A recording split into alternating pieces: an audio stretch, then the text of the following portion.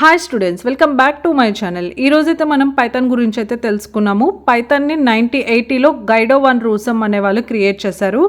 నెదర్లాండ్లో national research institute for mathematic and computer science research టైంలో Python అయితే create చేశారు.